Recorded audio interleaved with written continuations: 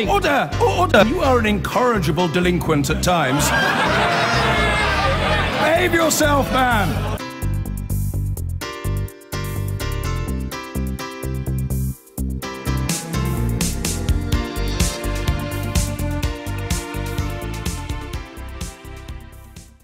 Should the United Kingdom remain in the European Union or leave the European Union? That was the question we were asked last June. But here are a few we weren't. Should we leave the single market? How will it affect me being able to travel and work in Europe? How will it affect free movement throughout Europe? What does Brexit actually mean? It's worth underlining that not one of those questions was answered in the referendum. In other words, the type of Brexit we get will be determined not by the British people, but by politicians, which is why so much attention is being paid to what the Prime Minister said yesterday.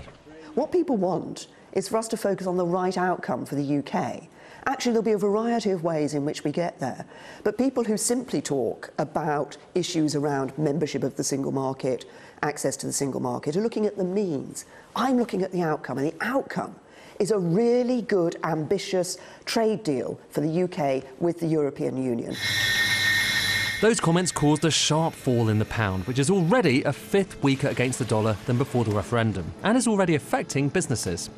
The fall of the pound is affecting our business because we import quite a lot of ingredients, especially the hazelnut, the pistachios from Sicily, even the vanilla is from Madagascar, but is priced in euro. So the weakness of the pound is making our margins smaller.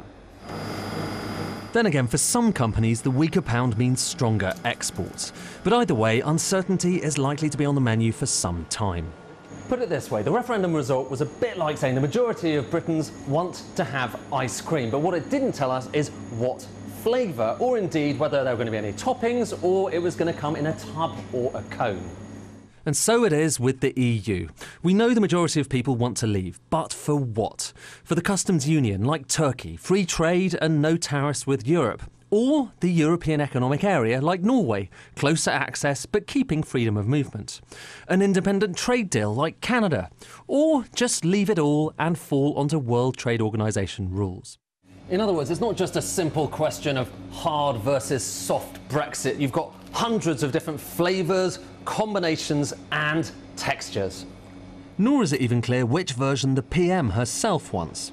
Yesterday, everyone had the impression she wanted to leave the single market, that Norway-style club. But today, she denied she wants a hard Brexit. That makes life all the more confusing for businesses, particularly those who specialise in European trade. It's vital to our customers to try and protect that trade.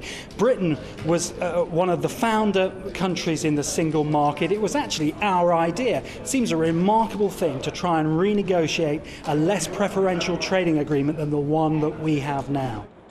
Or take the car industry. Some motor manufacturers make cars here and send them all around the world. In other words, they're already paying tariffs. Others use the UK as a springboard for the EU.